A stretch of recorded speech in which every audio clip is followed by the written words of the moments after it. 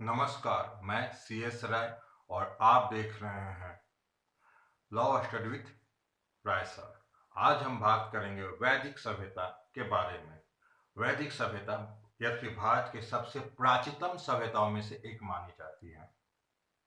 1921 के पहले इसे भारत का सबसे प्राचीन सभ्यता माना गया, लेकिन 1921 में सिंधु सभ्यता के उत्खनन के बाद या प्रकाश में आने के बाद इसे सिंधु सभ्यता के बाद का सभ्यता मानी जाती है। आर्य जाति के लोग थे, इस सभ्यता के संस्थापक थे, तो इसे आर्य सभ्यता भी कहा जाता है। इसका काल निर्धारण 1500 ईसा पूर्व से लेकर 600 ईसा पूर्व तक माना जाता है।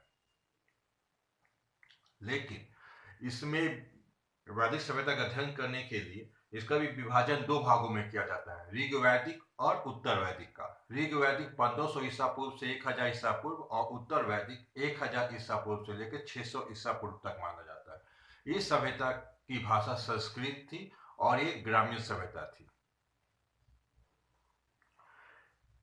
इस जो सभ्यता है का जानकारी या हमें इसके बारे में पता वेदों के माध्यम से चला है। वेदों में ऋग्वेद इसका महत्वपूर्ण जानकारी प्राप्त करने का एक साधन है। वेद चार हैं: ऋग्वेद, यजुर्वेद, सामवेद और अथर्ववेद। ऋग्वेद से हमें इनके सामाजिक, आर्थिक और राजनीतिक चीजों के बारे में पता चला है। सबसे पहले ऋग्वेद में 10 मंडल, 1028 सूक्त, 10,462 ऋचाएं, 3 पाठ हैं। साकल में 1017 मंत्र हैं, वालिख्य में 17 मंत्र है और वास्कल में 56 मंत्र है। इसमें 10 मंडल है। हर मंडल के रचयिता अलग अलग है। पहला मंडल कर्ण ऋषि द्वारा, दूसरा भार्गव ऋषि द्वारा, तीसरा विश्वामित्र द्वारा, चौथा वामदेव के द्वारा, पांचवा अत्रि ऋषि के द्वारा, छठा भरद्वाज के द्वारा, सातवां वशिष्ठ ऋषि के द्वारा, आठवां कर्ण और अग्रस ऋषि के द्वारा, नौवां पौमान अंगिरा के द्वारा, 10वां महासूक्ति में वर्णन है। इसके पढ़ने वाले ऋषि को होत कहते थे और इसके 8वें मंडल में कुछ हस्तलिखित ऋचा हैं जिनकी संख्या 11 है, जिसे खिल कहते हैं। सभी हस्तलिखित है, लेकिन ये विशेष प्रकार के हस्तलिखित कहा गया है। ईरानी भाषा का ग्रंथ अवेस्ता और ऋग्वेद में अनेक समानताएं हैं। सिंधु आर्य को विशिष्ट नदी मानते थे, जबकि सरस्वती को पवित्र नदी और इसे नदी की आत्मा, नदीत्वा का निवास कहा गया है। वैदिक सभ्यता के काल निर्धारण को लेकर विद्वानों में हमेशा ही मतभेद रहा है।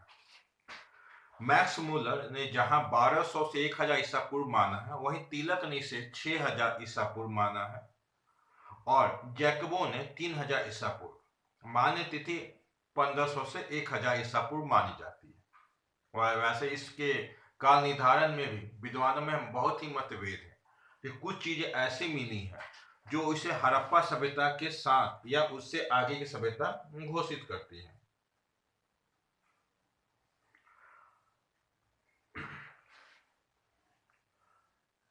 ऋग्वैदिक काल में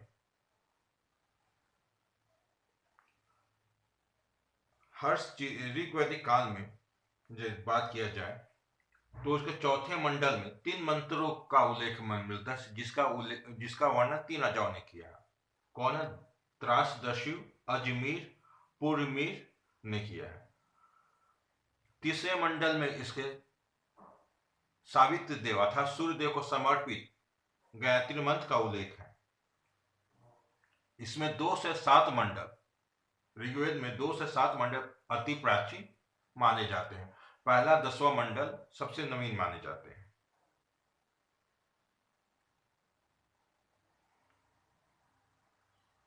नौवें मंडल में सोम को समर्पित थे, सोम मंडल भी कहते हैं। 10वां मंडल में हमें पुरुष सूक्त में चतुवर्ण व्यवस्था का उल्लेख मिलता है और इसकी सूचना मिलती है।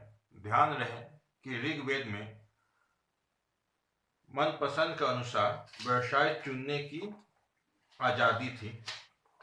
और इसमें एक सूक्त में साफ कहा गया कि मैं गायक हूं, मेरे पिता वैद्य हैं और मेरी माता चक्की चलाने वाली है, यानी आटा पीसने वाली। विभिन्न व्यवसाय और जीविकोपार्जन करते हुए भी हम एक घर में रहते हैं। लोगों द्वारा अपने व्यवसाय अपनी योग्यता और पसंद के अनुसार अपनाई जाती थी, ना कि इसको बोल सकते हैं कि ना कि वो पारिवारिक या जन्म से ही।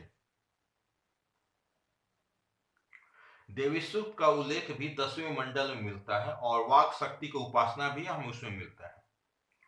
ऋग्वेद के ब्राह्मण ग्रंथ ऐतरेय और कौशिकी हैं। आयुर्वेद को उस ऋग्वेद का उपवेद कहा गया है। सबसे पवित्र नदी सरस्वती थी, जैसा पहले उल्लेख किया जा चुका है, उसका नाम नदीतमा था। यमुना का उल्लेख ऋग्वेद में 3 बार और गंगा का उल्लेख, जिसे जानवी के रूप में किया गया था, 1 बार। अष्टोमा सदगम्य हमें ऋग्वेद से ही प्राप्त हुआ है।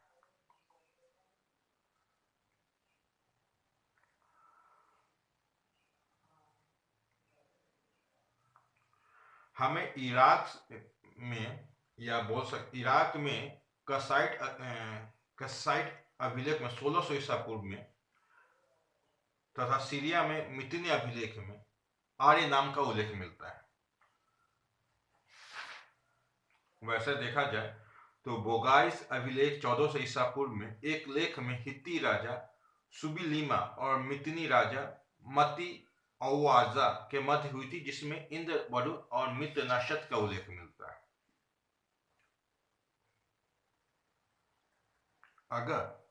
अगर हम आर्यों की राजनीतिक व्यवस्था देखें तो आर्य 5 कबीलों के रूप में विभक्त थे, जिन्हें जन कहते थे, और इनका समुदाय पदजन्य कहलाता था। ऋग्वैदिक काल में आर्यों का प्रशासन कबीले के माध्यम से होता था। कबीले के प्रधान को राजन कहते थे, किंतु उसे सीमित अधिकार प्राप्त था। समूह कबीले की आम सभा द्वारा राजा को चुनती थी। ऋग्वेद में राजा को गोप्ता जन से कहा जाता था, अर्थात कबीले का संरक्षक, और पूरा भेता का मतलब नगरों का विजय पाने वाला। रावी नदी में तट पे दशराग युद्ध का वर्णन किया गया है। इस युद्ध में भरत जन की विजय तथा पराजित जनों में पुरु जन सबसे महान था। एक तरफ इसमें देखा जाए तो भरत अकेले लड़ रहे थे और 10 कबीले एक साथ मिलकर लड़ रहे थे उसमें। और इनकी अगर हम राजनीतिक व्यवस्था में बात करें तो राजनीतिक व्यवस्था इनके एकदम साफ स्पष्ट थी। परिवार का जो व्यक्ति होता था, समाज के जो सबसे पहली इकाई थी, वो था कुल परिवार, जिसका प्रधान कुलप कहलाता था। और यह एक रथ समूह के सदस्य आपस में रहते थे, जिससे परिवार बनता था। बहुत सारे कुल यानी रथ परिवार मिलकर एक गांव बनाते थे, जिसका प्रधान ग्रामीण होता था। बहुत सारे गांव मिलकर एक विश मीन्स एक जिला बनाते थे, कह सकते हैं, या राज्य बनाते थे। उसे जिला बनाते थे, उसके प्रधान को विशपति कहते थे। और बहुत सारे विश यानी जिले मिलकर एक राज्य बनता था, जिसके प्रधान को हम जनपति कहते थे। और बहुत सारे जनपति मिलकर एक राष्ट्र का निर्माण बना होता था, जिसके प्रमुख को राजन, राजा इत्यादि हम कहते थे। अगर देखा जाए तो ऋग्वैदिक राजनीतिक संगठन में सबसे लघुत्तम इकाई परिवार थी, तो सबसे बृहद इकाई राष्ट्र था। तो इसमें हमने आर्य सभ्यता, वैदिक सभ्यता के कुछ भागों को जाने हैं। दूसरे में इनके सामाजिक, आर्थिक व्यवस्था और धार्मिक व्यवस्था का भी आंकलन किया जाए।